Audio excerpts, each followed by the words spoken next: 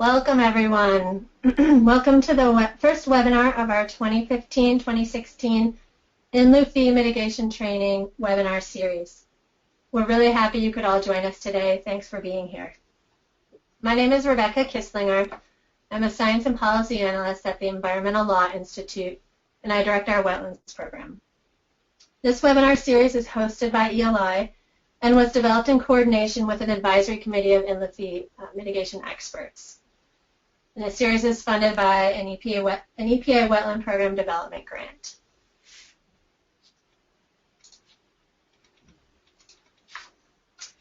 We have a great lineup of webinars planned for this series. Today we'll be discussing performance standards. Our next webinar is scheduled for January 13th, and we'll be talking about functional assessments and crediting. Then in February on the 10th, we'll have a webinar on how to get started on an In Lieu Fee program. We have two additional webinars in the works, one on project development and one on reporting and auditing. Those will be held in March and April. We don't have firm dates for those yet, but we will get that information to you all as soon as we have them. We hope you can join us for these webinars coming up, and you'll get information on those as they get closer. You can also find more information on this webinar series and on the overall project, including presentations for each of the webinars. All 4 presentations for today's show are on this website.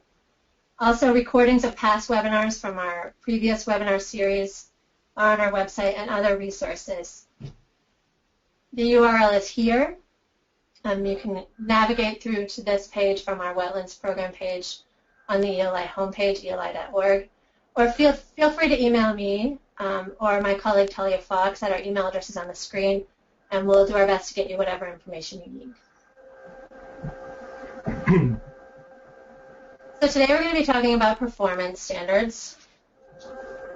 Federal regulations require that every mitigation plan include ecological performance standards to assess whether the compensatory mitigation project is achieving its objectives. The regulations define performance standards as observable or measurable physical, chemical, and/or biological attributes that are used to determine if a compensatory mitigation project meets its objectives. Performance standards must be objective and verifiable and must be based on best available science. They may also be based on variables or measures of functional capacity described in functional assessment methodologies or other measurements. The regulations do not prescribe, however, individual variables or metrics that must be used to evaluate each aquatic resource type that is potentially restored, enhanced, established, or preserved in a compensatory mitigation project.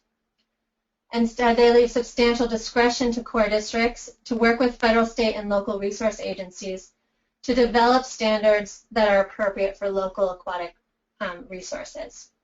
So today for this webinar, we have 4 experts from across the country that are going to discuss performance standards that have been developed for various project characteristics or types of aquatic resources across the country. Our panel includes, again, 4 speakers. First, we'll have Tom Cavanaugh from the U.S. Army Corps of Engineers South Pacific Division. He's going to talk about their uniform performance standards for compensatory mitigation requirements. Tom spent 15 years with the Sacramento District, where he was instrumental in the development of district mitigation policies, mitigation guidance documents, and their mitigation banking program. For the last 8 years, he has been the Administrative Appeal Review Officer for the South Pacific Division. Prior to joining the Corps, he spent 8 years with the U.S. Air Force. He has a B.S. in biology from the Pennsylvania State University and a master's in human resources management from Golden Gate University. Then Steve Eggers, a senior ecologist and professional wetland scientist in the St. Paul District, is going to talk about performance standards for target hydrology. Steve has 37 years of experience in the regulatory program. He's a member of the National Advisory Team for Wetland Delineation and the National Technical Committee for Wetland Vegetation. He's also a co-author of the Wetland Plants and Plant Communities of Minnesota and Wisconsin. Then Mike Moxey with the U.S. Army Corps of Engineers Mobile District will talk about pine savanna success criteria. Steve has more than 23 years of federal government experience, the last 15 years working with the Corps' Mobile District Regulatory Division. He has a master's degree in marine fishery biology, and job experiences include 5 years with the U.S. Coast Guard, as a state marine fisheries biologist, the director of the Mississippi Coastal Preserves Program, as well as a land acquisition specialist for the Nature Conservancy. He currently serves as Special Projects Manager for the Corps of Engineers Regulatory Division and will continue to serve as the Mobile District IRT Chair, which he has been doing for the last 15 years. And finally, we have Shauna Ginger, the Ecosystem Service Biologist with the U.S. Fish and Wildlife Service in Portland, Oregon. And she's going to talk about performance standards for species. Shauna is the primary representative on policy issues and technical assistance for ecosystem service markets and market projects in the Pacific Northwest, including mitigation projects.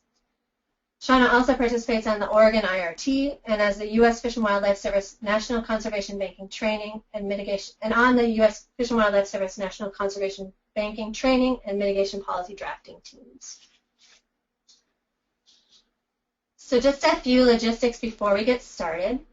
All of the participants are now on mute, but we hope that you will join us in the presentations and ask questions and give us your comments.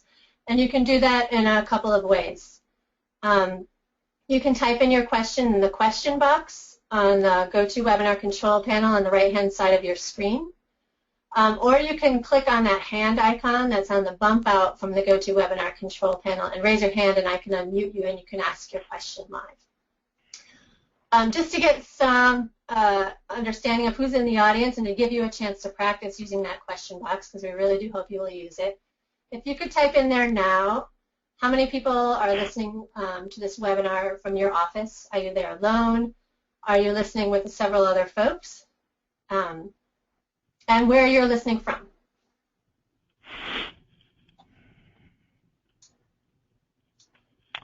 Excellent. Thanks for doing that. Please use that to ask your questions or give comments, and I'll be asking those at the end of each presentation as well as at the end of the webinar itself. If you have any technical questions, you can use that question box. I can see we had a little bit of sound difficulty, but I hope we resolved that now. Or you can email me at the email address on the screen or Talia, and we'll do our very best to solve your technical questions as we move along in the webinar. You can download your presentation at the URL, download the presentations for today at the URL on the bottom of the screen right now. All 4 presentations are there, as I mentioned. And with that, enjoy the presentations. Please, again, ask questions, and I'm going to turn it over to Tom.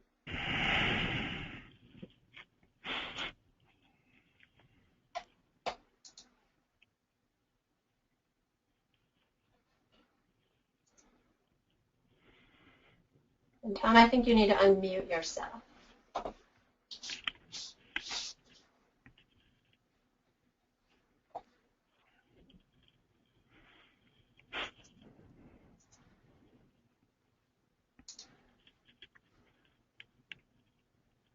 Okay, I'm showing as unmuted, but when you turned on the, the screen disappeared with the presentation. Yeah, so you should have a box, remember, on your screen that says Show My Screen. Let's see. Ah.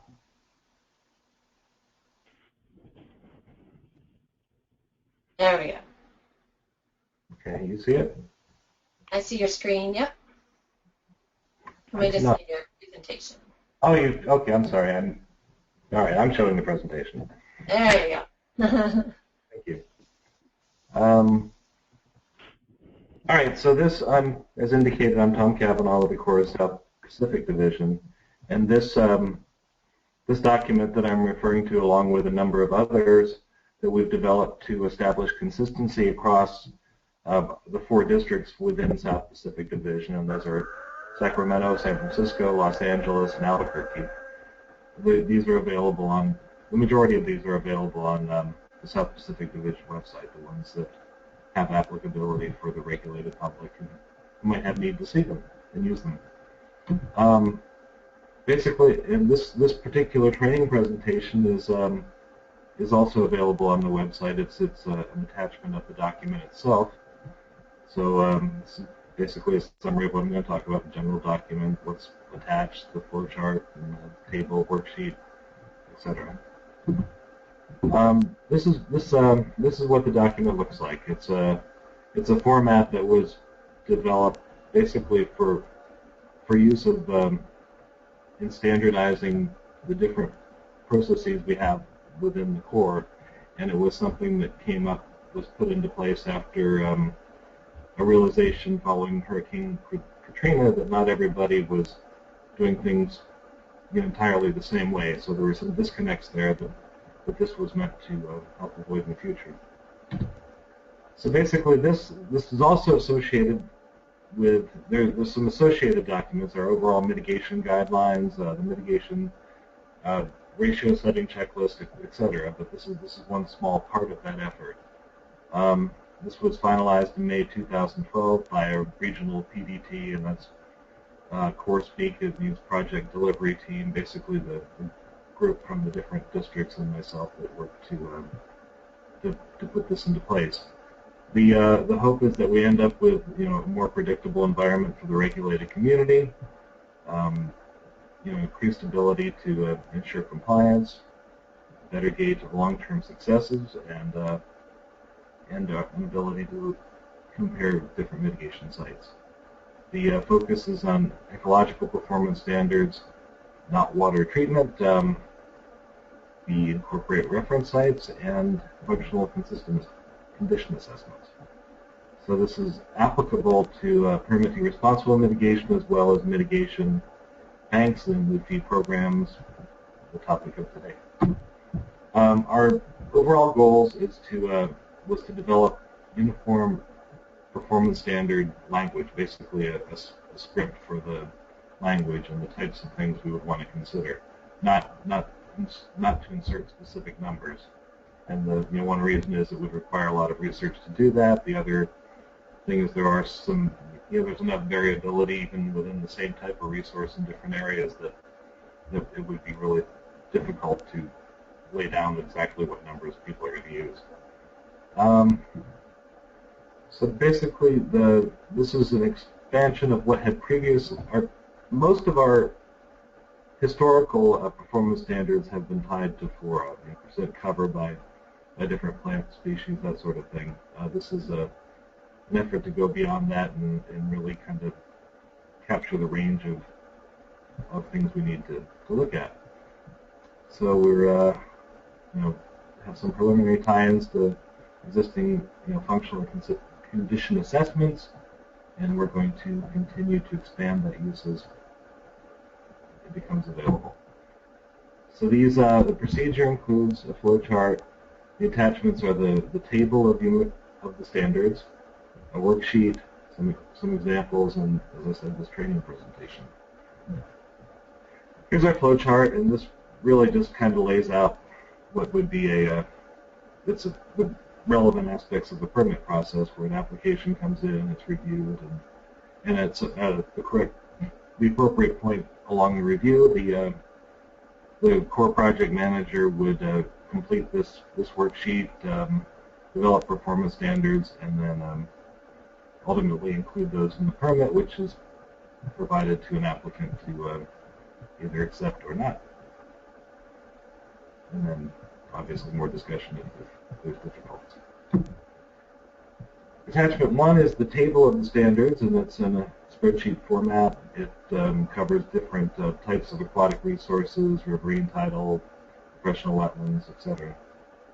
The standards we've tried to list are the physical, hydrologic, faunal, the old flora, and water quality. And this is water quality from an ecological perspective, with the caveat being that we're probably not typically going to have water quality performance standards, but in those unique circumstances where it might be appropriate to include them, people felt it necessary to at least have something to pull upon to put those in place.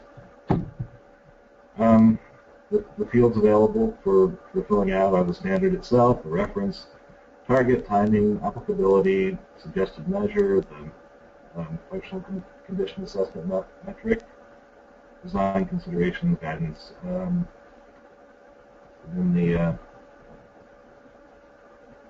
demonstration table is also in Excel. So this is what the worksheet looks like. it has a number of fields that can be entered that can describe the project that's being considered. What type of what type of mitigation is, whether it's reestablishment, establishment, enhancement, whatever, and then the just what's being developed. And as you can see, we've not only have this, the types of standards. We're trying to get into the mode of making sure we have standards to go through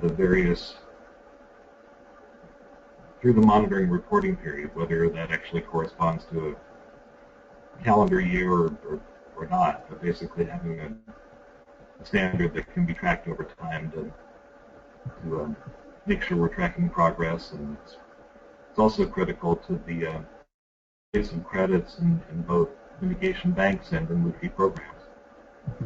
The same.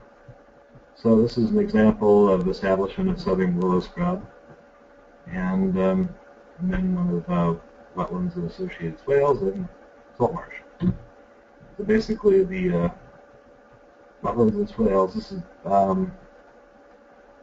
effectively just laying out standards by to look for diverse physical features, and that should develop over time. This is in the depressional wetlands and swales. And considered fauna, trying to measure the different species you might accumulate over time. Let's see. So for some reason we didn't include an example of flora, which I think is obviously still important. The frequently asked questions that we've included are basically, does the worksheet have to be completed for regulatory projects? And this is aimed at project managers. Basically, we're telling them that, yes, you have to complete this for any project where mitigation is required, and also for banks and in the fee programs. If a multi-agency performance standard has been established, do we still need to use this? Yes, and this would be completed in a way that makes it compatible with whatever that effort is. The standards worksheet should be included in the administrative record, and that would obviously that makes this worksheet part of the documentation of our mitigation decision. And that was part of the reason for this is periodically mitigation bankers have requested data from districts around the country and have questioned how mitigation decisions were made, based obviously on a concern that the perception was they were not selling credits and mitigation was being done as permittee responsible rather than through purchase of credits. And so this is just to make sure this along with all the other documents we're working on is to help make sure that those decisions are well documented for to meet requirements and to hopefully answer those questions as they come up. So the one question that people get when they look at this, they see a lot of standards and think, do I need to use all of them? And the answer is no, you don't need to use all of them. You use whatever's appropriate. And as with all of our permit decisions, the level of effort is really going to be associated with the scope of the in this case mitigation project, and how complex is it, how deep do you need to go into those standards. So if they don't apply to a particular watershed, habitat type, ecoregion for whatever reason, others can be used. That's obviously there's always going to be a need for flexibility in our program, and we recognize that we probably haven't covered everything. So many of the categories have multiple standards. How does the project manager choose? So they basically look at the guidance, and hopefully that should help them decide whether a particular standard applies to their site, and obviously refers them to other experienced individuals if they're still having difficulty. And as with all of our processes, whether in the QMS format or any of our guidance in general, we're always open to input and making changes where we can improve. The group that worked on this was fairly diverse. Obviously, more people from LA district, and we have the highest representation. A number of these folks have moved on either to consulting other districts or to in one case the Institute for Water Resources, JCHUM in DC. But any of these would be available for, well, any of the people still with CORE would be willing to answer questions and available. So that's it. Any questions? Thank you, Tom. That was great. Thanks for going over that. There are a few questions, and if any other folks have questions, please type those in. Can you go back to the physical performance standards and just give us a sense of what's included in that category? Let's see. Let's see.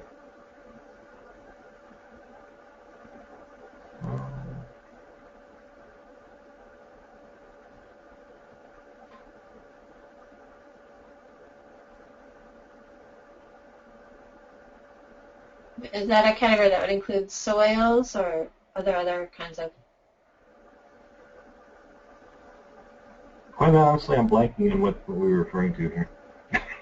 But in general, do you have thoughts on that, or should we just look at the list in the checklist?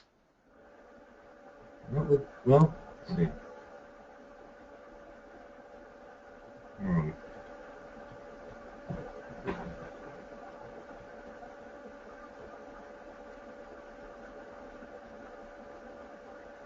And basically, it's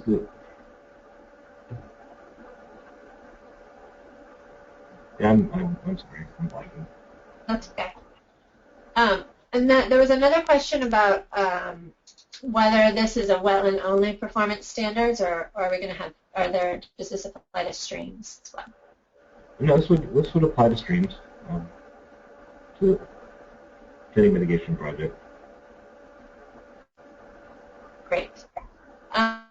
And another question was about reference condition. Who proposes that reference condition? Is that the permittee, or is that something that the district staff would propose? I think, well, the expectation, the hope is going to be that the project applicant, the mitigation banker, the in-lieu fee provider would propose reference sites with their plan, and then obviously they'd be part of the review and either approved or not approved by the districts. Great. And then there was just one comment here from somebody who I think may have worked on this, wanting to mention that during the development, the Corps was very receptive to comments from the state of New Mexico, just as an acknowledgement, and wanted to thank the state for their. Yeah, we put all these out on public notice, and got in most cases a lot of comments, and we tried to consider and incorporate where appropriate as many as we could. Excellent. Thank you so much, Tom, for that. I'm going to move on to the next presentation, but if you still have questions for Tom, feel free to write those in, and we can get those at the end. So thank you so much. Steve, you're up next, and I'm going to switch over to you, and you'll get that box on your screen that says Show My Screen. And then you'll need to unmute yourself as well. There you go.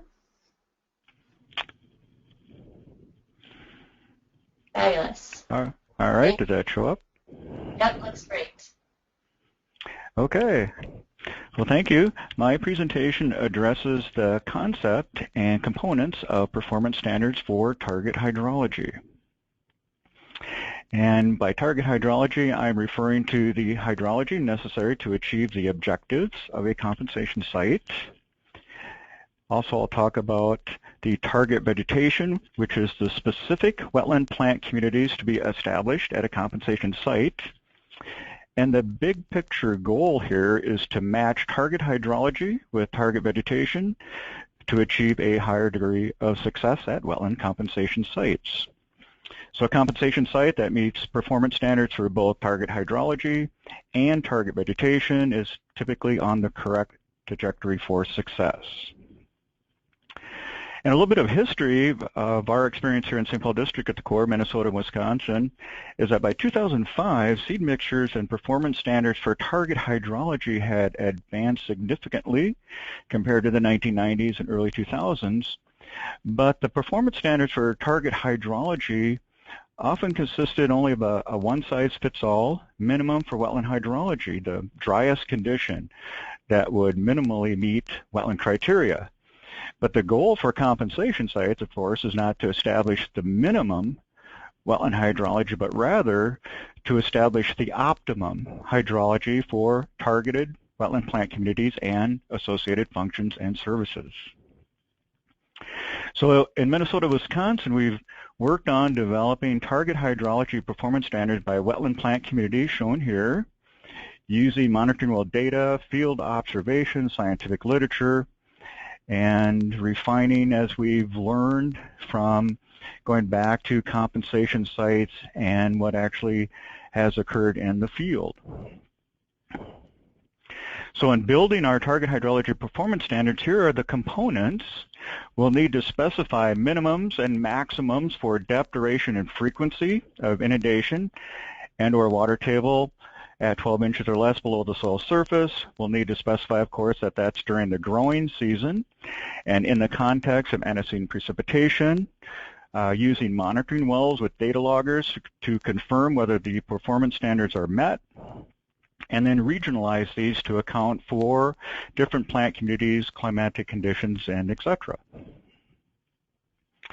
So during the growing season, we're going to use the same definition we used for wetland delineation right out of the regional supplements to the 1987 Corps of Engineers Wetlands Delineation Manual, for example, the green-up indicator. In the context of antecedent precipitation, the performance standard need to specify the antecedent conditions under which inundation and or that water table within 12 inches is required, noting that many types of wetlands are naturally dry during late summer or during periods of below normal precipitation. So it would not be reasonable nor prudent to require inundation or water table within 12 inches of the soil surface for 100% of the growing season every single year. That would simply be too wet for temporary and seasonal and saturated soil wetlands. So the performance standards will need to address drier than normal conditions that the performance standard for depth to water table or inundation is not required.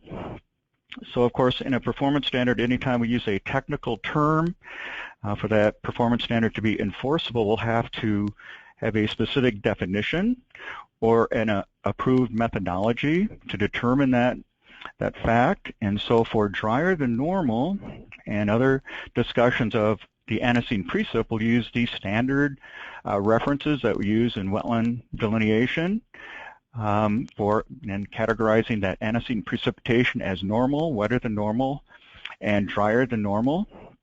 So the Sprecher and Warren accessing and using meteorological data to evaluate wetland hydrology, and then hydrology tools for wetland determination by Woodward et al.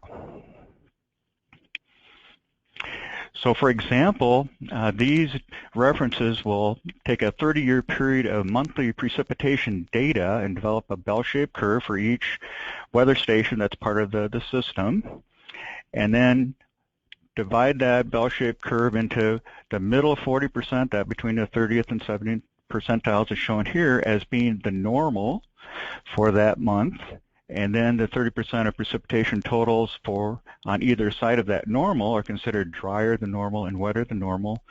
And as we'll see, some of the hydrology performance standards make an exception that the water table, for example, is to be met in normal and wetter than normal, but there is not a requirement that it be met in drier than normal. So here's how we define that term as used in the performance standards. The recommended approach for presenting precipitation data in monitoring reports is the 30-day rolling totals. And at the bottom of the chart, it's our timeline, a monitoring year.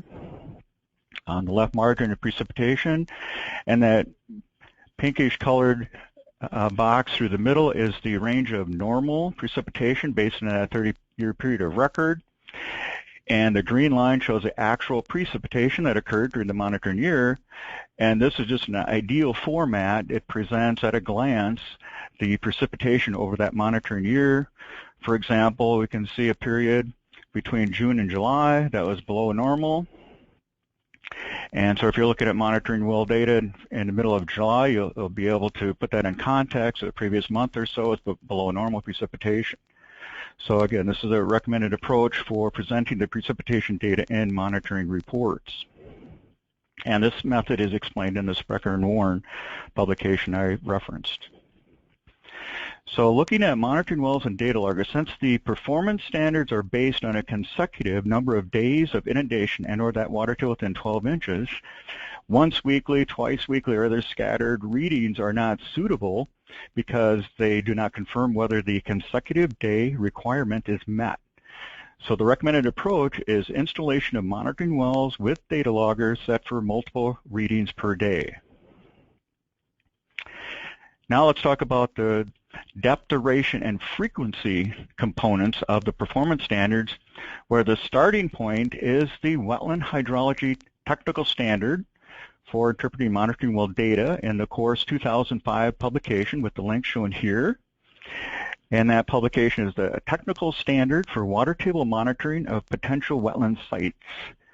So the minimum for wetland hydrology given by the technical standard is inundation or a water table within 12 inches of the soil surface for at least 14 consecutive days during the growing season in most years, that 50% or greater probability. So that's the minimum, and again, we want to build out from that and specify the optimum for our targeted wetland plant communities. So to build out from this minimum, we're going to use reference standard wetlands if data is available. We're going to use the best available information, scientific literature, hydrological data gathered by anyone that's collecting hydrographs, stream gauge data, research projects, monitoring of previously constructed successful comp sites, and of course consultation with regional wetland experts. One question that came up earlier, should we use depth to saturated soils or depth to the water table in our performance standards? And the answer was to use depth to the water table. That's specified by the Wetland Tech Standard, Wetland Hydrology Tech Standard, so that was a pretty easy answer. And the reason that depth to saturated soils is problematic, that upper limit of soil saturation due to the capillary fringe can be difficult to measure. It's not practical for daily hydrologic monitoring. And monitoring wells measure depth to the water table. A plastic pipe cannot measure saturation in the soil due to capillary fringe. So the bottom line is depth to the water table can be monitored readily and consistently using monitoring wells. So reference standard wetlands using the same concept that applied by the hydrogeomorphic wetland functional assessment methods refers to the least altered wetlands and the least altered landscapes. And if a site that is of the same type as that proposed at a compensation site, use of a reference wetland that could be instrumented with a data logger and monitoring wells would provide simultaneous data comparison between the reference standard wetland and the restored, created, or enhanced wetland of the compensation site. And while this approach is the ideal, it's recognized that finding and instrumenting reference standard wetlands in proximity to a compensation site is often not practicable. If it is feasible, here's an example of what the process would be. Let's say a compensation site proposes restoration of a depressional hardwood swamp community on histosols, organic soils, and a reference standard depressional hardwood swamp on histosols is in proximity to the compensation site and is instrumented with monitoring wells and data loggers. And then that monitoring well data can be directly compared between restored and reference hardwood swamp communities. And since there are any number of variables, even with matching the same plant community, the same soils, the same hydrogeomorphic setting, there's going to be range of variation. So in comparing reference to restored wetland of the compensation site, have some kind of acceptable range of differences, such as plus or minus 20% of the duration of a water table within 12 inches of the soil surface. Another important component to build out our hydrology performance standards is hydrological data, whether that be hydrographs as shown here or gauge data from streams. An example is a characteristic hydrograph shown here for certain wetland plant communities in Minnesota, Wisconsin, where inundation and/or a water table 12 inches below the soil surface occurs for 4 to 6 weeks during the early growing season, and for this part of the country, April, May, June, followed by a water table more than 12 inches below the soil surface for the remainder of the growing season. We refer to these as seasonal wetlands and wetland delineation. So the green horizontal line is soil surface, and the orange horizontal line is 12 inches below the soil surface, and this jagged blue line is the monitoring well data logger readings. And just for example, in the April, May, June time frame, we see a water table within 12 inches. We have a period of inundation. Water table is above the soil surface, still stays within the upper 12, and then a very steep drop that remains throughout the remainder of the growing season. The water table does not recover until the close of the growing season in October, and you see a rebound of the water table. So a very typical hydrograph for certain wetland plant communities in Minnesota, Wisconsin. So how do we build a performance standard for a seasonal wetland? Here's an example for wet prairies. These are herbaceous communities dominated by native hydrophytic grasses and forbs associated with prairies, growing on hydric mineral soils with a seasonal high water table, periodically inundated for a brief duration following snow melt and heavy precipitation events. And I highlighted the description of hydrology. Clearly, these generalized terms, seasonal high water table, brief duration, are not suitable for a performance standard. They would not be enforceable. So what we need to do in building our hydrology performance standard is set parameters for seasonal high water table. What exactly is that? We need to define brief duration. We'll need to define heavy precipitation events and build that into our performance standard. So here's an example. A seasonal high water table. The performance standard could state hydrology shall consist of a water table 12 inches or less below the soil surface for a minimum of 28 consecutive days during the growing season under normal to wetter than normal hydrological conditions. So we set our parameters for what constitutes a seasonal high water table. And then to address the brief inundation, the performance standard could state inundation during the growing season shall not occur except at the start of the growing season to address that following snow melt, and also following the 10-year, 24-hour or greater precipitation event. So that's what was defined as the heavy precipitation event. And then we'll need to put a limit on duration. So in this example, the depth of inundation shall be less than 6 inches with a duration of less than 14 consecutive days. So a few comments on this example for a seasonal wetland. The performance standard is based on wet prairies that exhibit that seasonal high water table 4 to 6 weeks early in the growing season, followed by that steep decline. Thus, 4 consecutive weeks or 28 days is applied as the minimum duration for that water table within 12 inches of the soil surface. It also notes that reference standard wet prairies are typically dry during drier than normal conditions. So it's not a negative if the compensation site wet prairie lacks a water table within 12 inches during drier than normal conditions, but it also doesn't inform us of whether the required water table depth and duration would be met during normal and wetter than normal conditions. So the answer would be to continue monitoring. And since monitoring is typically a multiple year, we'll have additional years and to evaluate whether this performance standard is met. A very different example, a very different hydrogeomorphic setting is floodplain forests.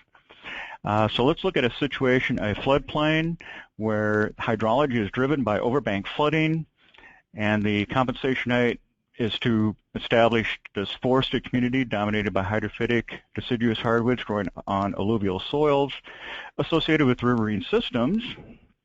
And the hydrology component is inundated during flood events, but relatively well drained for much of the growing season. So the top photograph at the left shows a flood event, but these are spring flood events and also can also occur during summer, again, that heavy precipitation event. But most of the growing season looks like the lower photo, no inundation. So there are a number of ways we could build out a hydrology performance standard for floodplain forests. In this example, let's assume that we have stream gauge data and 1-foot contour interval mapping of the compensation site, and then we could build a performance standard as shown here. Hydrology shall consist of inundation for a minimum of 14 consecutive days during the growing season at the following frequencies. So elevations below 700 would have that 14 consecutive day or greater inundation and 90% or more of growing seasons, and so on. We also need to specify what would be the limit of inundation, given that floodplain forests are only inundated temporarily during the growing season. And to address that component is the duration of inundation during the growing season shall not exceed X consecutive days. And you would base that duration on the flood tolerances of the target vegetation. Note that 14 consecutive days of inundation would also result in an additional number of days of a water table within 12 inches, depending on soil textures. And my final example is for deep marshes where you have inundation during the growing season ranging from 6 to 36 inches with an exception for drought conditions. Vegetation comprised of herbaceous, emergent, floating, floaty-leaved, and submergent species. So we'll need to define drought conditions. Here's the performance standard. Hydrology shall consist of inundation 6 to 36 inches in depth throughout the growing season with the exception of drought conditions. So again, to be enforceable, we'll need to define that. Here's a classic picture from western Minnesota, prairie pothole country, where we have cycles of wet and drought. So what precisely constitutes drought conditions? One example is that you could use the U.S. Drought Monitor. The Palmer Drought Severity Index is another. So the performance standard would refer to this source as defining what is meant by drought conditions. So in summary, develop target hydrology performance standards for specific wetland plant communities based on reference standard wetlands and the best available information. Use site-specific data to tailor target hydrology performance standards to achieve the objectives of a particular compensation site. Match appropriate target hydrology with target vegetation.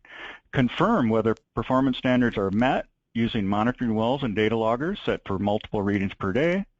Use that 30-day rolling total approach to characterize precipitation during each monitoring year. And as always, use best professional judgment and, when warranted, flexibility in applying the target hydrology performance standards. So any questions at this point? Thank you very much. That was a really great presentation. Lots of really good information. There is a question about climate change. So the participant wanted to know if you're taking into account climate change when you're considering precipitation, when antecedent precipitation may not be what we see in the future. Okay, that's a good point. The 30-day monthly totals of precip are updated. So climate change would be incorporated as those 30-year periods where we determine wetter than normal, drier than normal, normal. They're updated on that basis. So if we get a change in precip due to climate change, that would be reflected in the next update of that 30-year total and calculation of drier than normal, normal, and wetter than normal. How often is that updated? I'm sorry if I missed that. I'm sorry? How often is that updated? Well, I'm not sure. We had the 1971 and then we have a 1981, so I'm not sure when the next update would be. Sure. Okay. Great. Any other questions out there? Please type them in, or you can save them for the end. In the meantime, I'm going to change over to Mike. Thank you so much, Steve. That was a really great presentation. Lots of good information.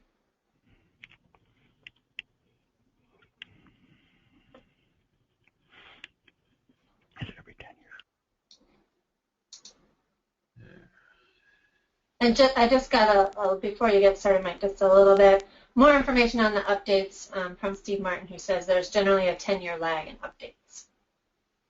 Thanks, Steve. All right, Mike, on to you. Thank you. Okay, sounds great. Thanks everybody for being here today. Today I just want to talk about in the Mobile District how we develop success criteria for our different habitats, and mainly in particular the pine savanna, which was sort of like the wet prairie that was discussed earlier.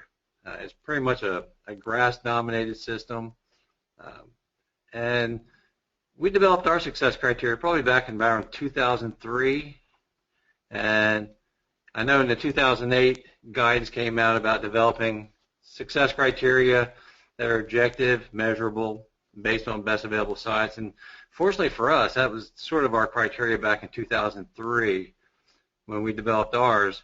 It was mainly so that we minimized subjectivity in evaluating wetland mitigation projects. And by doing that, we eliminated arguments with applicants in the field when we were evaluating mitigation projects. And what we found out is that probably the best available science for a specific wetland habitat type in our district was the HGM manuals. They were actually objective scientific studies for identifying functional criteria. You read an HGM manual and you'll quickly become more knowledgeable than 80% of the people around you on that specific habitat. They're very technical documents and very well written. They're very regionally specific. We didn't really have to worry about people saying, well, you know, can I apply this elsewhere, or can I use one from another part of the United States? And we actually said, well, you know, this was based on site conditions in our region, and so it's very defensible and very habitat specific for our region. And since the Corps of Engineers is responsible for mitigation for our projects, and this was developed by the Corps of Engineers, we have a tendency to accept it and the criteria within it. The only thing I will say about the HGM manuals is, you know, especially like wet pine flats, there was basically, in my mind, I think there was 15 different variables. Well, we're basically 30 project managers doing about 5,000 permits a year. And for us to be able to sit there and evaluate a full HGM manual evaluation for every project wasn't really going to work for our program. And so what we did was developed sort of an abbreviated. We took the HGM manual, we used the variables that were appropriate, we applied the methodology from the HGM manual, and we applied the success criteria from the HGM manual, but we were very selective which variables. It's sort of like an HGM light. And so in 2003, we developed this guidance, basically all of our members of our RT, and we found that probably the two most evident indicators of success for wet pine flats was hydrology and plant communities. Hydrology, they are precipitation-driven systems. And so basically what we're looking for is impediments on the surface that alter sheet flow. And also the plant community, because we found out over the years that the plant community was very responsive to site hydrology. And even just minor fluctuations, say the site was bedded, and they didn't take the beds all the way back down to ground level. And so there was a 2-inch difference between the bottom of the beds and the top of the beds. We literally were going out and looking at some project sites, and it looked like a zebra when you're standing on the corner of the property, where that 2-inch high-grade area going across the property was mainly sedges, mainly mid-story plants. And in the troughs was all your target indicator species. And literally the vegetation was that sensitive to the hydrology of the site. And basically they went back and had to level those sites again. And so if we're using the HGM, what we found out was we could develop numerical success criteria.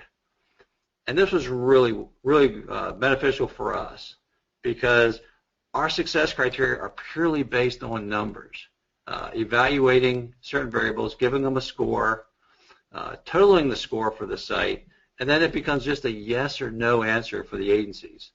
We don't have to sit there and say this looks sort of good, kind of good, high quality, low quality. You know, it was basically a score between 0 and 9 after measuring plants. And basically, when you look at pine savannas, the goal for pine savannas is pretty straightforward. There's basically 3 factors that you evaluate, which makes it really good for us and for the agencies, because we're always getting new RT members, and it's a practical method that's quick to learn. But basically, you're looking for ground cover, mid-story subcanopy, and pines. And basically, for ground cover, more is better. We want diversity and composition. Subcanopy is the inverse. Less is better. Matter of fact, you know, for these wet prairies, wet pine savannas, the best score is when there's a 0. There is absolutely no subcanopy whatsoever. And for the pines, 0 trees will get you a perfect score. We like to have a few trees out there, basically for habitat diversity and pine needles for fuel. And for pine savannas, the goal is a very specifically longleaf pine trees. And I'll show you why in a minute, because these are fire-driven systems. And so the big part of managing and achieving success criteria for pine savannas is burning them, getting the trees off and running fire through them. And I'll show you some pictures in a little bit.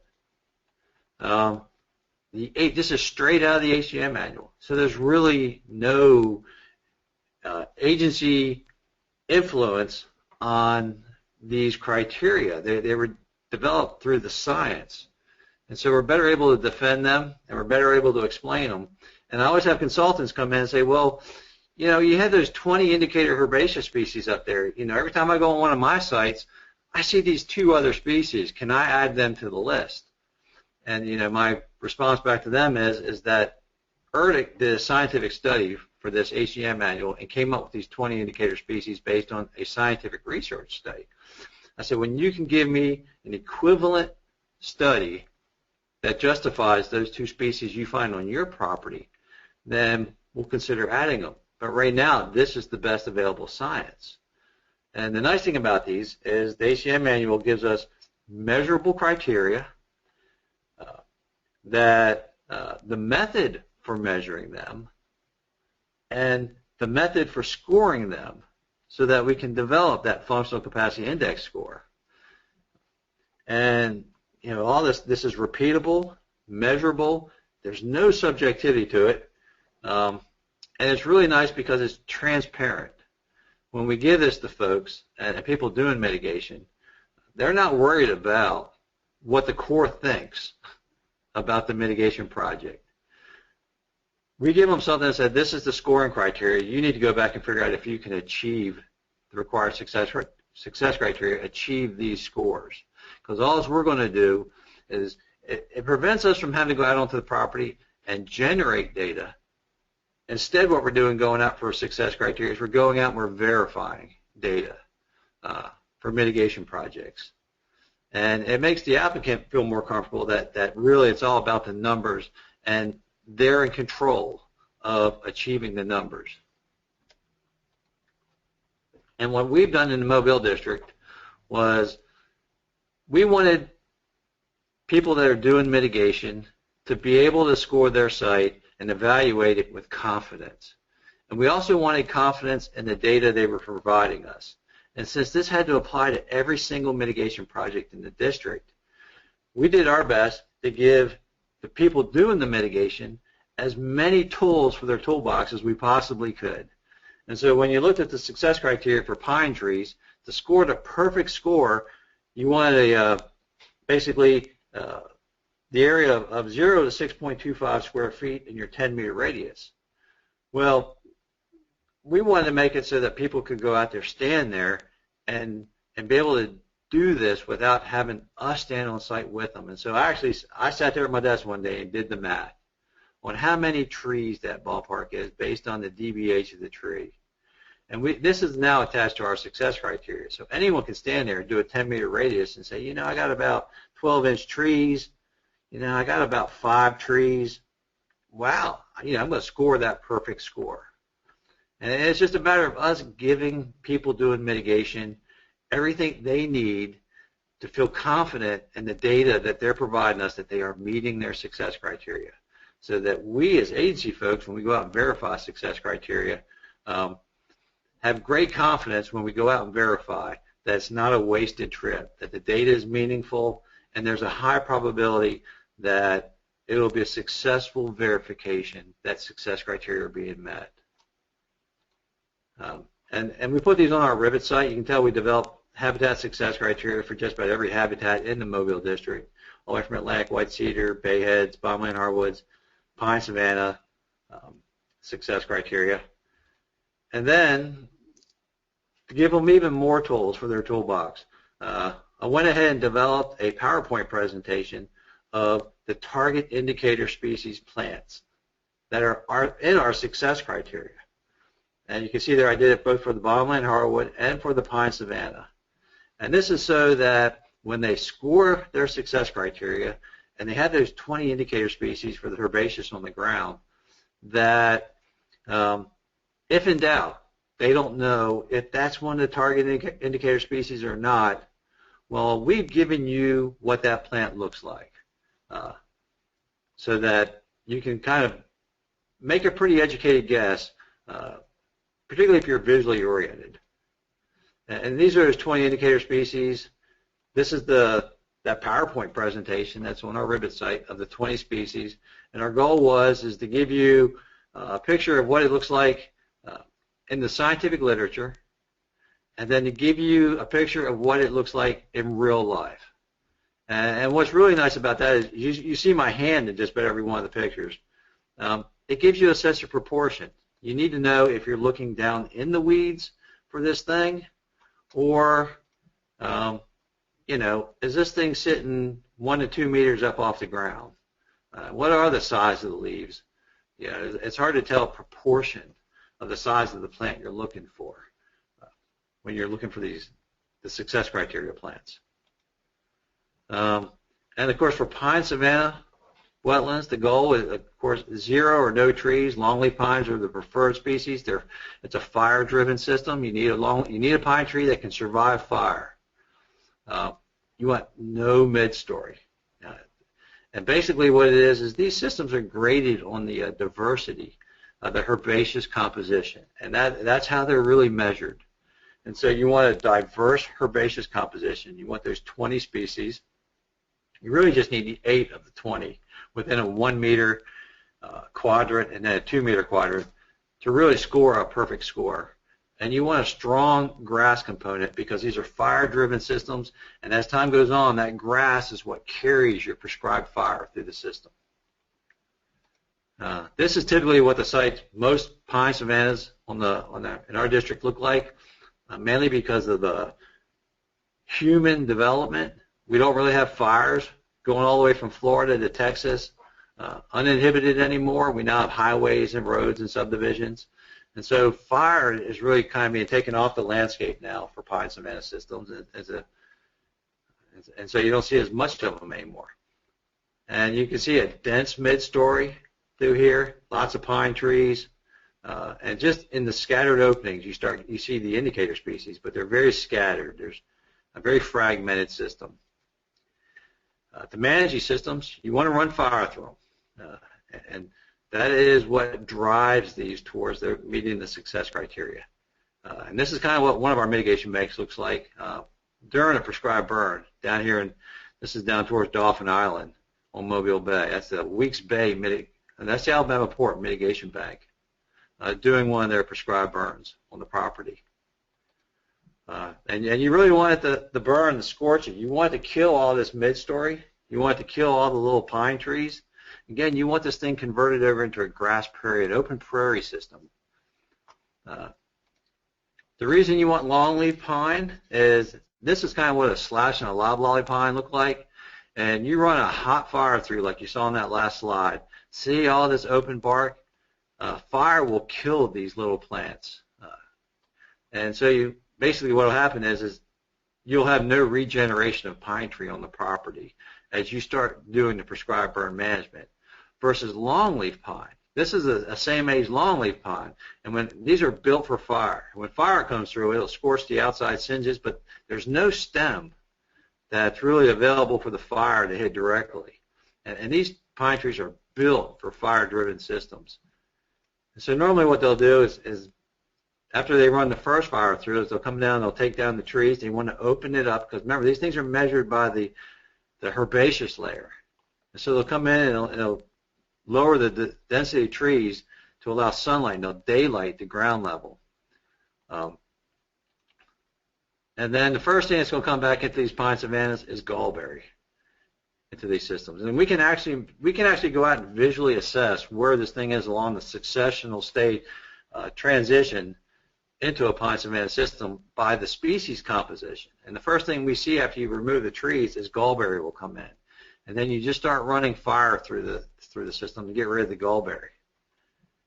And then here we are, getting rid of the gallberry. You run more fire through the system. And then gradually over time what's going to happen is the gallberry is not going to come back. You're going to start seeing grasses and your 20 herbaceous species come in. And these sites are really nice in September and October because they look like a Home Depot flower department with all the flowers that are coming in. And then you burn it some more. And as you run fire through it some more, the grasses become the dominant species in there. And actually, you look at this and you're like, well, I guess you can't really score the 20 herbaceous species anymore. But what really is it's like two layers. You got the grass layer, and then we run out there and we throw our 1 meter quadrant down, and you start parting the grasses, and boom, and in a fire-maintained system, you hit those 8 to 15 herbaceous species that are just real prominent beneath the grass. And these are just really diverse systems when it comes to the herbaceous system, to herbaceous composition. But really, it's a fire-dominated system. You got to run fire through it all the time. The success criteria are purely counting plants and using the HEM methodology for counting those plants. Over the last 15 years, one of our biggest concerns is it achievable? Are we setting the bar too high by using this method?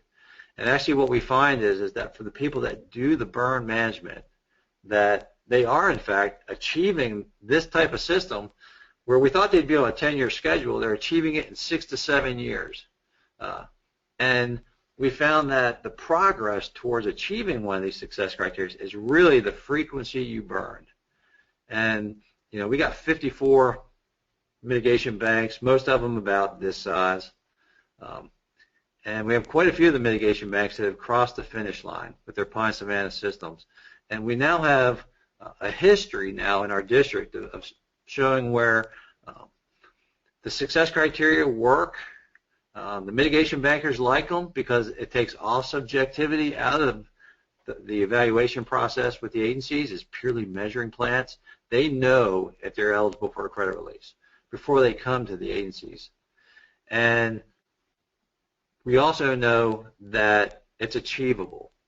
And if you do the land management, a large number of our mitigation banks are making great progress towards achieving pine savanna systems. So we have a very high success rate in our district of fully restoring these systems for those that are doing land management.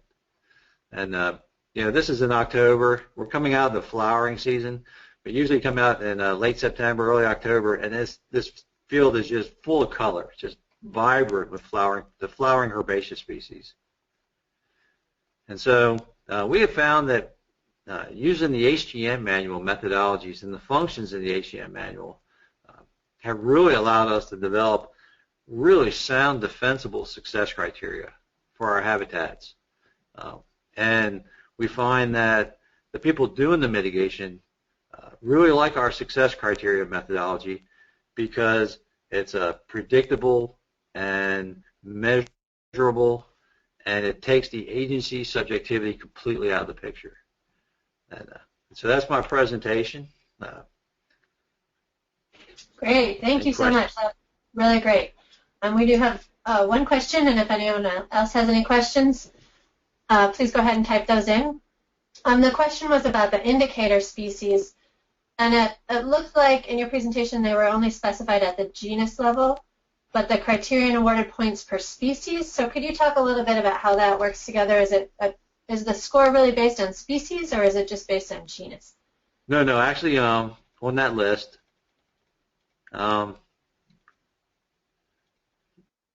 this is just a generic list, but actually when you go to our success criteria, there will actually be a picture, and then there's a caption box below it that will have, usually it's the exact genus species. Like for Chaptalia, it's just one. It's just Chaptalia tomentosa. But for some of the other genuses, there's actually three, like wiregrass. I think there's actually 2 specific wiregrass genus species that we accept as our success criteria. And I didn't get that far down in the weeds with my presentation, but if you go to our success criteria, and what we defer to people is if it's not specifically in our success criteria, then it is in the HCM manual. And this picture was taken, well, I have a lot of pictures were taken from the HCM manual. And that's where we get the actual genus species list down to the species level, is actually deferring back to the specific HCM manual. So yeah, it actually is a genus species specificity. I just didn't put it in this presentation. Okay, thank you very much. That's really helpful. A couple more questions. This one occurred to me as well. Presumably there's some long-term management that is necessary to retain the sites you have after you put fire through all of them. So what kind of fire return interval do you work to achieve over the long term? Yeah, actually that's what we find is that burning the property during the development stage, when they're going from this in the early stages, we find that they are running fire through the system as soon as possible, as soon as fuel loads get back to the point where a fire will cross through the property. And so what we're seeing with the successful mitigation banks is they're burning them either annually or once every 2 years to really drive this train down the track really fast towards achieving success criteria. The final success criteria that we give for a mitigation bank isn't for achieving the success criteria. That's the next to last credit release, is when you get that FCI score of 9.9. There's one more credit release that comes after that, and what it is that the fire, you go to a 3-year burn interval. And so after you get that, reach at 0.9, you have to wait 3 years and burn it and sustain at 0.9. And so what we expect is for the long-term management to be on a 3-year burn cycle. And that's based on the science. And we actually have a long-term management fund that goes with the property, and it is based on the cost of doing a burn once every 3 years. Okay, great. Thank you. A couple other quick ones, and then we'll turn over to Shauna.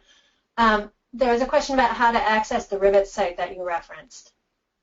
Yeah, you can just go to the Mobile District Corps of Engineers Regulatory Division, and there's an icon on our Regulatory Division page. In the lower left-hand corner, it says Rivets, and you just click on it, and it'll take you directly to the site.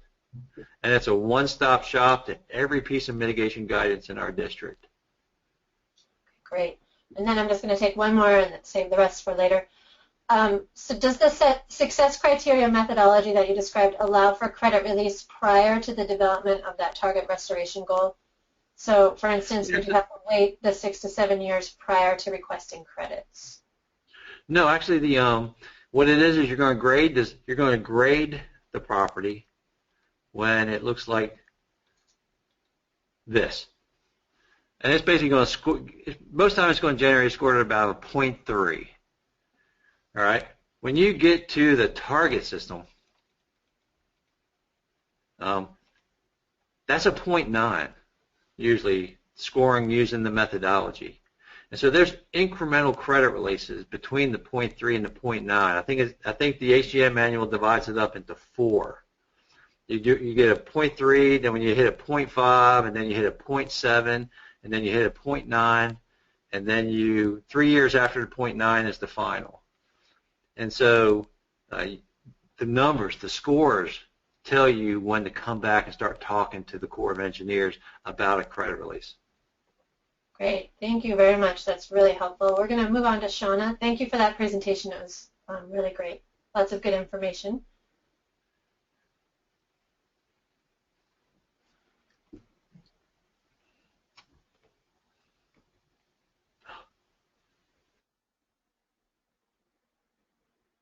Okay, can folks hear me and see my screen? Absolutely. Great. Good afternoon, everybody. And it is just afternoon here out in a very soggy Portland, Oregon area. My name is Shauna Ginger. I'm with the Fish and Wildlife Service, and I wanted to talk a little bit about species examples, just to blow your mind a little.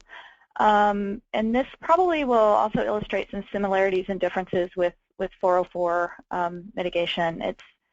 I also hope to put performance standards in context of not only site compliance, but broader conservation goals, and then provide some lessons learned that the Fish and Wildlife Service or the service has learned along the way and our mitigation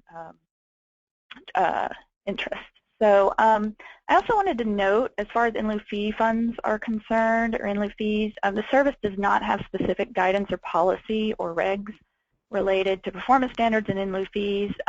We've basically been referring to the 2008 mitigation rules for some of the specifics, but we also have our 2003 conservation banking guidance document. But I did want to note that we are working on 2 new mitigation policies that hopefully should come out for public review very soon. So look for those in the coming months. And what's important about those is that they will include specifics about all mitigation mechanisms, including in lieu fee. The idea is that we want equivalent standards across mitigation mechanisms, and this might actually promote use of in lieu fee funds, which we're starting to see more and more of from a species perspective. So, you know, performance standards are great. They tell us if an in lieu fee or other mitigation project's meeting the stated objectives, if the mitigation is successful. But I wanted to point out that they also help us with 3 other major components. One is if the species or wetland goal, such as no net loss policy that the Corps has, the Corps and EPA have, is also being met. And I think this is really important in light of the recent presidential memo on mitigation, which actually spells out for the extent permitted by each agency's legal authorities, of course, that the principle of establishing a benefit goal should be followed if possible, and at minimum a no net loss. So I think it's going to become more and more important to determine if we're meeting those no net loss and net gain, especially goals, and what that means. And performance standards will play a big role in that. Also, and I think Mike brought this up actually a little bit, is that it holds agencies to be consistent and clear in our methodologies. We don't want differing performance standards from mitigation site to mitigation site for the same type of species or habitat or hydrology. And so there is this standard for that, this consistency issue as well. And related to that, the performance standards are derived from and directly contribute to science. I like to view these sites as sort of mini ecological experiments. And so the information derived from the site can actually be used to inform recovery planning. This gets back to our broader species or conservation goal needs. It also is used to adaptively manage the site. I think this is really important for any natural resources, but species especially. Management is often required for the entire length of the project, which is most of the times permanent. Threats evolve, and we have climate change to think about. And so performance standards play a big role in all of these things. Just as an example, a species example using our friend the gopher tortoise from the southeast, longleaf pine country, and where performance standards specifically fit into the bigger picture of compliance and the bigger picture of species goals. And so you always start with a site goal, a mitigation site broad goal, you know, manage and protect this site for this particular species and contributing to other species as well. The objectives are those things that are the features that are critical to your desired or outcome and your overall goal. And with species, you're typically going to see both habitat and species-based objectives. This is kind of equivalent to having hydrology and vegetation types of needs in order to do full restoration of a site. And so the performance standards actually are going to describe in detail how we achieve those objectives. And so the example I have here, and this is semi-hypothetical, but it is based on our mitigation banking guidance for the gopher tortoise, is performance standards based on the habitat. So again, pine tree basal area is really important. We want more of an open savanna in these sites. But also shrub cover, as Mike mentioned, actually, is incredibly important to keep low because it is all about the herbaceous layer. And so the performance standards are very specific in where it is, how long it should take, and by what means you need to get there with. But notice, too, we have this idea of a population performance standard as well. You can restore and manage the habitat all day long, but if the species aren't using it or not responding well, it's kind of a moot point for us from a mitigation perspective. And we know this because of our monitoring. It's how the technique used to observe or measure the attribute of the mitigation project in order to compare it to the stated performance standard. And then we also hope that folks really think about contingency. These are natural systems. I think the shrub cover example here is a pretty good one to point out a contingency. So whereas fire and fire-driven systems, it's really important we want to get that shrub cover down with fire. We recognize that if things aren't going well, that the use of chemicals may be necessary, for example. And we wanted to put that in there up front at a mitigation site so that it can be planned for, because we have to recognize that each standard really has an associated cost with it. So it's important to tie those standards back to the success of the bank, but also to the budget, and to put as much up front as we can, then we'll have those types of things budgeted for. And then finally, the performance standards tied directly, of course, to the administrative part of the mitigation site. So this is how we know if a bank is or inland fee site is compliant. It's tied to credit releases, etc.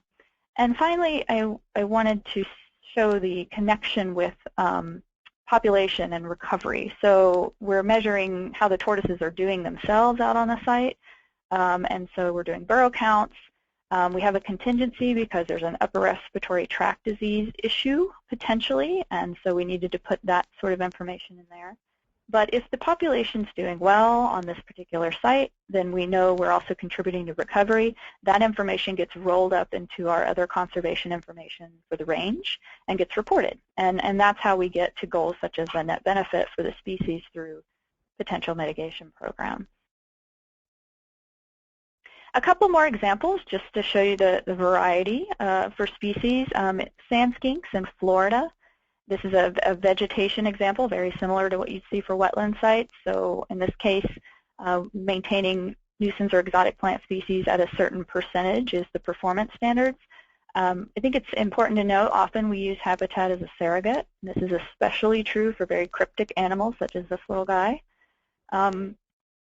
And sometimes we have to deal with other species that might be predators. And so the golden cheek warbler is an example of this. It's a bird in Texas in the scrub shrub habitat, and brown-headed cowbirds are a problem. They parasitize nests, and so again, we can have the best habitat in the world, but if we've got a cowbird problem, then we're not meeting our mitigation goals. And so a performance standards may be to keep that parasitism rate at a fairly low number, in this case averaged over 6 years.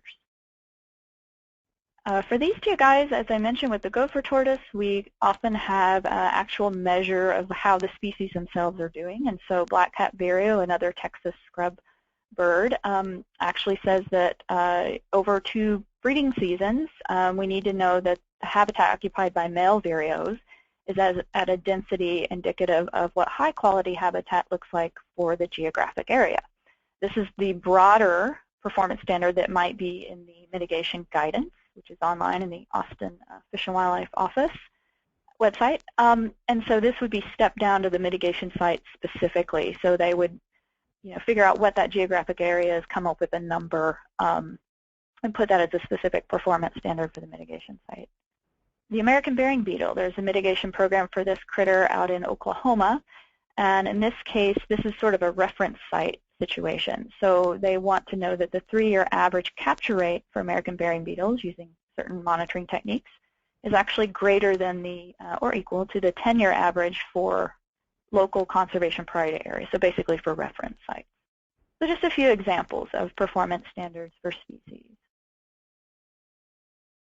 And I mentioned before that the tie to administrative things. So administrative performance is also really important. And I think for species, you will find that there's a bit more options for preservation, or what you guys would call preservation, because a lot of times species the habitat may be functioning, but it's a matter of the habitat might be under threat if it's not protected.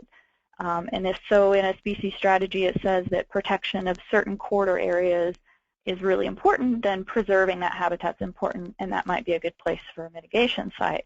And so tying the administrative performance standards of funding the long-term agreement and some of the other aspects might lead to the credit release, both in the beginning and as you go over time. An example actually from Oregon, a joint bank with the Corps and the Department of State Lands for vernal fairy shrimp and a couple of listed plant species, where we have a combination of administrative and species-specific performance standards that have to be met in order for the bank to be successful and for there to be credit releases. One of the things that we've learned, maybe somewhat the hard way, and I think in the wetland world as well, is balancing this accountability with flexibility, especially when we might be dealing with a new mitigation program for a species we haven't really dealt with before. And so I'll give the example with the tortoise again and red imported fire ants. And this was something the service had to face when developing their first mitigation bank in Mississippi. And the performance standard, we all knew fire ants were a problem, but we didn't know to what extent. There wasn't a whole lot of science on the exact interactions with tortoises, thresholds, and those sorts of things. And so we had a couple of options. And on the extreme accountability side, we said, okay, you could look at a mitigation site and measure those fire ant mounds every single year and treat them and monitor them and get rid of all the fire ants. So that's high accountability, very low flexibility, and practicability. On the flip side, however, we could have said, well, if you see red imported fire ants, treat it as you encounter. And we all know that you need more specific performance standards than that. That's not a performance standard, that's a suggestion. So high flexibility, very low accountability. And so what we came up with was a bit more of a balance. And we said, okay, we know you have to burn these sites every 2 to 3 years or so. And so that's an easy time to see how many fire ant mounds there might be.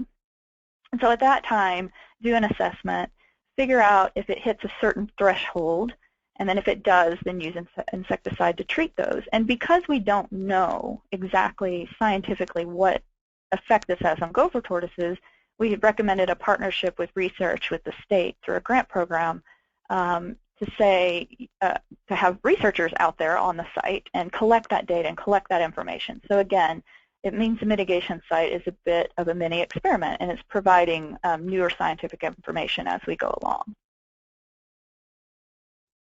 I think this is my final slide. Another sort of lesson learned is, where possible, create your performance standards, the monitoring, the reports, so that you can be an armchair biologist if you have to. We have a responsibility to go out, to check, to verify that these standards are being met, but we can certainly make lives easier on everyone by being pretty smart about it. So in this example, again, in the longleaf pine savanna in the southeast, if we have specific cover standards that are performance standards that need to be met, and we have photo points, we have a pretty good idea of whether those standards are being met broadly. And so on the picture on the left is, like Mike's, it's a heavy shrub cover. We can see that clearly that performance standard is not being met. We can compare it to the data that's being provided to us and say, yeah, it looks like canopy's okay, but those other two factors don't look very good. We might get a report in the next year, mid-year. One of their management objectives was to get a burn through there. We can see from the photo point that they did indeed do the prescribed fire.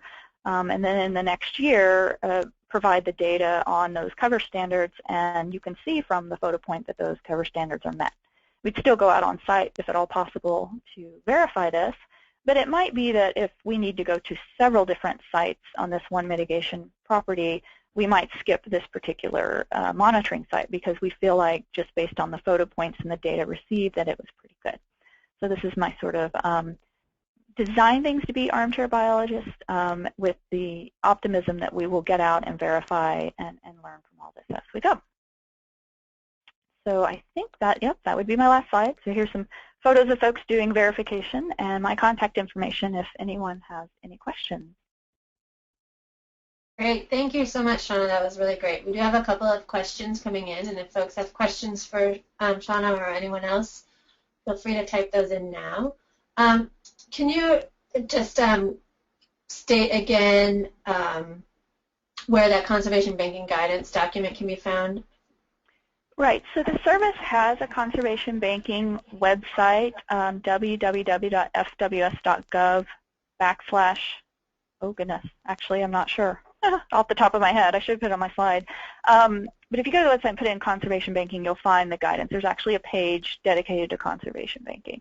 That is the guidance that will be replaced with our new mitigation policies, which hopefully will come out this next year. But until then, that is what we're using.